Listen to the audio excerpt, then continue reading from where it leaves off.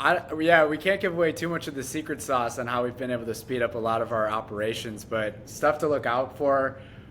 This is like the first school year. So my first day at My Player was August 12th, right? So that's Mhm. kind of too late for football camps. We already had people Yep. in football camps. This is really the first year My Player has been ready to go full team into a football camp.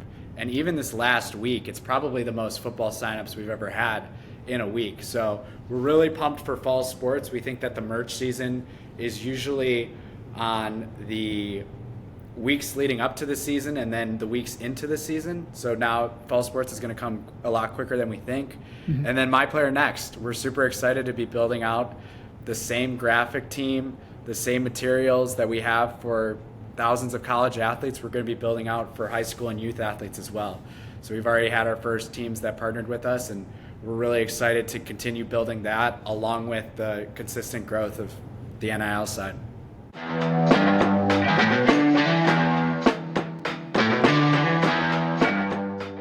All right, here we go. We are live with another episode of the My Player podcast. Today we have an exciting episode with co-founders and a lot of the brains behind My Player. Joining us today, Will Collins and Charlie, aka Chuck Westerman. Thanks for joining us, fellas. Thanks, Connor. Happy to be here. Excited.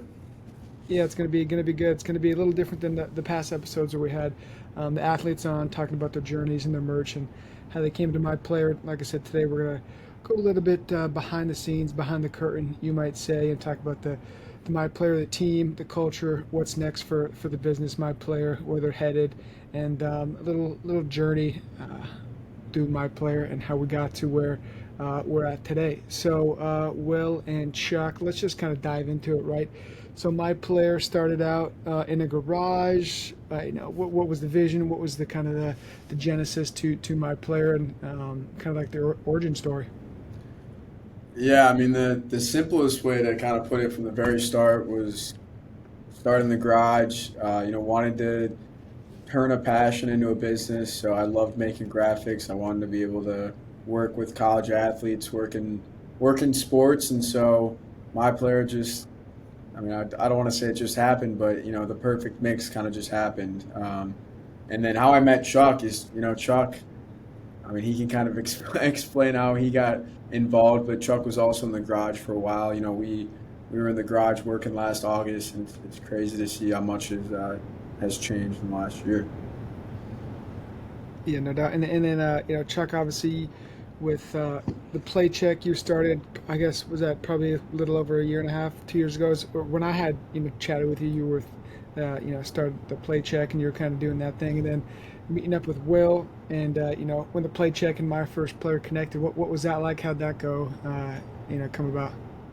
Yeah, so it started out, I didn't know Will a year and a half ago. I started the play check in March of 2024, so little year and a quarter, I would say. And like I said, I didn't know Will at the time. We were helping college athletes get jobs when they were done playing.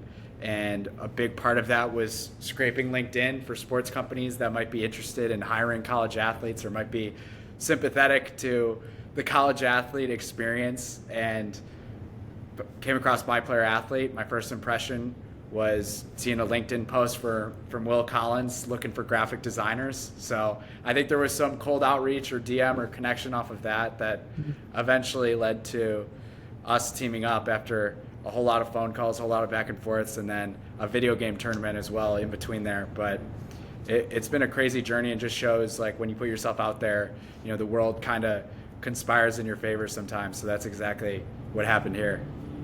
Yeah, love to hear it, and kind of go off that a little bit of how you kind of got pulled in and saw the what My Player's building, and as well as been creating this. But what were some kind of early hustle stories? How you said you were in the garage and building out. What are kind of some early stories that might give the entrepreneur out there some fuel as they're getting into their entrepreneur journey?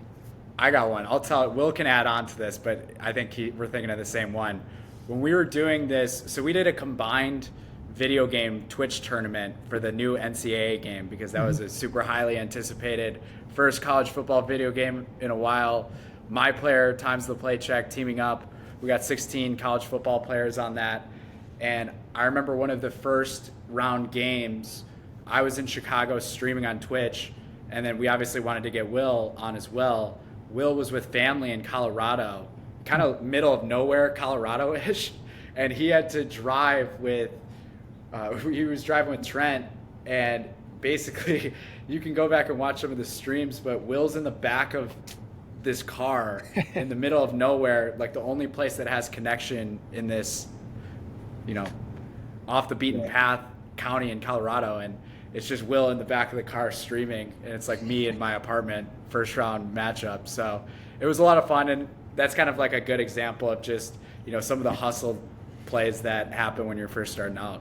Yeah, I mean, that was going off of that. I mean, I was parked outside like a motel restaurant, like on the middle, like on the side of the road, and there was like 8 parking spots, and we parked in the ones like farthest to the left, no service, parked in the ones farthest to the right, and they had service. So we were like flip-flopping parking spots on the stream. And I don't know if you remember this, Chuck, but on the stream, like a big play had happened, like end of the third quarter, and then it was like throw up the 4s for the fourth quarter, and everyone threw up the 4s, but I was like 8 seconds behind.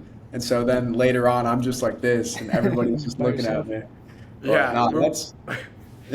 That's just how it was. It's just the grind. And going off that, even that was before Chuck and I had really started doing anything with my player. That was just the tournament. But, Chuck was driving an hour every day just to the garage, just to, learn about my player and learn how to get started and learning how to lay out. And, it seems like years ago. It's crazy that it hasn't even been a full year.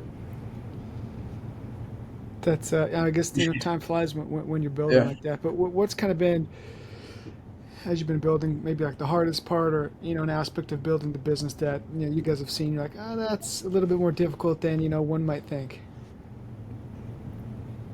I can answer that first. I've got my answer. High level of athlete experience, high level of customer experience, that's not really negotiable for us, right? So that's something that we want to keep a high standard for no matter who we're working with. And it's a lot easier to do that when you're releasing 8 athlete collections a day versus 24, right? So as we scale, maintaining that level of athlete experience, customer experience, where we know that part's not negotiable. So the only thing that is negotiable is how can we speed up our process, our internal operations, our internal communications, our designs, to make sure that's 100%. That part is really challenging, and I think that's why some of the other companies in the industry, it's a lot easier to make kind of the same cookie cutter designs, and just throwing that on the same shirts and getting a bunch of athletes and schools to opt in. That part's a lot easier. We've kind of taken the scenic route, and I think we've built something that's a lot longer lasting and more memorable by doing it the hard way. It's hard. I mean, a lot of our competitors don't really try and do this, but to go the personalization route is the only route that we saw fitting. I mean, there was no other way to do it. I think there's a lot of NIL companies that, or in this space, I think every company should try and make their focus as personalization. I mean, that should be the one thing, and to keep the relationships with athletes. I know a lot of these other brands, it's trying to get as many athletes as possible, and then help them make money, but also just try to do it as basic. So it's definitely been a grind to make custom graphics for every athlete, no matter what. But that's how we started it, and we're not gonna change that. So love to hear. And how many athletes? How many athletes you guys over now? For a few thousand? We're closing in by like the 10s to 5,000. So we're right there. Right on the cusp of 5,000. And as you've we've talked about it before, Will, it kind of started out with some of your friends, kind of from your hometown, and obviously growing to 5,000, but then also that, goes into the business side of things about new hires and building a team and kind of the culture of, the business and the back end of it, not just the athletes, but, your everyday employees and people working for my players. So what's that been like, building the team, kind of making it a culture, what makes my player different, on that front? Yeah, I mean, I think just right off the start is we had Logan Kresge into the office today, who's the 4th ever athlete, and I grew up with him. We would go to his house and hang out with his our parents would hang out, and the kids would hang out. That was back when I was 6 to 15 years old. So being able to make his merch back in the day and him taking a shot on me and then seeing his parents wearing it at the time, like it felt so cool. Like it was like the coolest thing in the world. Looking back at it, now we've done the same thing for almost 5,000 athletes. It's just cool to see that we can make an impact with people in my life, but also just outside it that we don't even know. And that's the culture we want to build. Whoever we're working with, we want to make an impact in their life and every athlete we work with. But the new team we brought on, I mean, they're a bunch of dogs. Like they're all awesome. It's been exciting to work with them, and I'm sure Chuck can even share more about it. But the culture we want to create is something that when Chuck and Ford joined on, they created that culture. The culture before that was just me. So when Chuck and Ford came on, they brought on their personalities, but it really turned into work as hard as you can, but have fun doing it and enjoy the ride, and also build the relationships that are going to last. But I think Chuck can add it to that. Yeah, we just had our My Player halftime meetings where we bring in the full team into the office for 2 or 3 days, and that's adding new hires. This is something that it's really a decision by Will. He could have done this on his own, and he wouldn't have been able to work with as many athletes, but he would have been able to make himself probably more money in the short term. But this is something that he wanted to build for the long run, and then hiring us is a long-term decision, and then hiring even more staff. And honestly, I just think it's a lot more fun to do it with more people, and just having even just like the small office lunches, or having like stuff going on in the group chat. Like if that stuff were to ever to leave, or that was to be gone one day, like we would miss that. So I think that having a tight knit team is a lot more fun than just what it was when definitely alone, or even just a smaller group. Yeah, I mean there's a big mix. I mean everyone here, we're all friends. I mean people that started like a month ago. It's kind of like a family we want to build, and that's a hard balance to have, especially with the people that I brought on that I knew, or people that Chuck knew, or people that we hired from LinkedIn. It's to bring that in and balance it all together. I think that's super special, and it's fun to just see everyone hanging out, laughing. Like Charlie said at the My Player halftime, we brought in everyone that was contracted. We brought in some mentors, everyone that's a part of the company, and it was just cool to see everyone just hanging out, laughing. I mean, we were up there for hours just eating barbecue, and even when I'm up there, like there was no reason to be talking about My Player. This was after the summit, like a barbecue, just hanging out, and I'd walk around. Every conversation is still about My Player. So it's just cool to see everyone wants to grow this thing, and they want to make an impact in the company. So that's the the culture we want to build. Love it. Yeah, well said. It's fun to kind of see that building organically, and creating those systems and whatnot within a team is always important. And when you talk about making it personal and scalable, maybe what are some things that some sneak peeks that the fans, athletes, and friends say that My Player has on the cutting edge that they keep their eye out for? I'll let you answer this, Chuck. We can't give away too much of the secret sauce on how we've been able to speed up a lot of our operations, but stuff to look out for. This is like the first school year. So my first day at My Player was August 12th, right? So that's kind of too late for football camps. We already had people in football camps. This is really the first year My Player has been ready to go full team into a football camp. And even this last week, it's probably the most football signups we've ever had in a week. So we're really pumped for fall sports. We think that the merch season is usually on the weeks leading up to the season and then the weeks into the season. So now fall sports is going to come a lot quicker than we think. And then My Player next. We're super excited to be building out the same graphic team, the same materials that we have for thousands of college athletes. We're going to be building out for high school and youth athletes as well. So we've already had our first teams that partnered with us, and we're really excited to continue building that along with the consistent growth of the NIL side. Yeah, I mean, Chuck nailed it. He hit everything on the nose. There's a lot of stuff that we want to talk about, but we would be giving away all the secret sauce.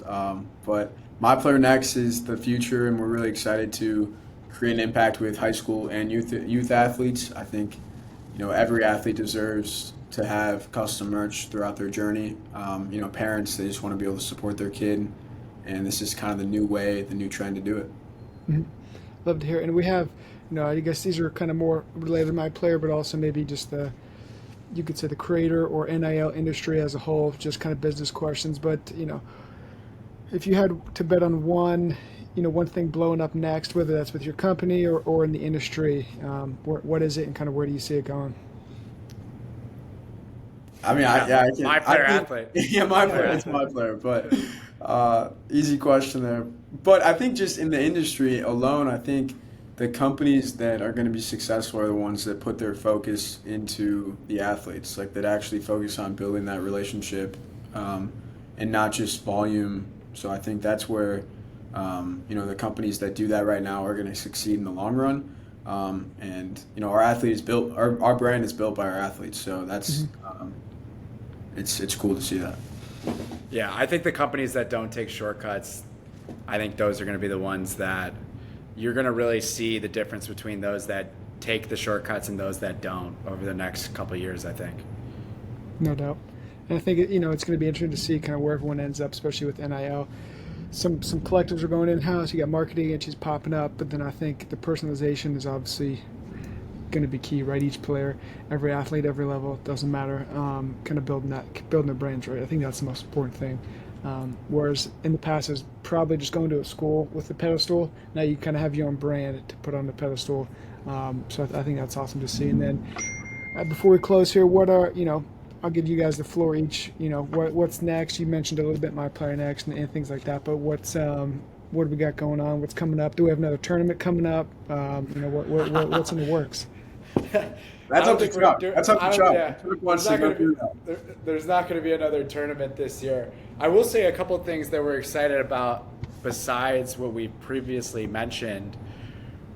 I think that having some of these athletes that we worked with the first year of my player and having them, some of them, if they're in their sophomore season last year, they're in their junior season this year, having these redrops and these athletes come back to us because they had such a good experience and maybe they just say, hey, can we try out some new designs for this year? Or, I transferred schools. Like that's an easy, you're gonna need new colors for that. So I think that's something to look out for as well, is that merch is a very easy way to continue building your brand no matter where you're at. So I would keep an eye out for that. And then all the stuff for next, I'm really excited about.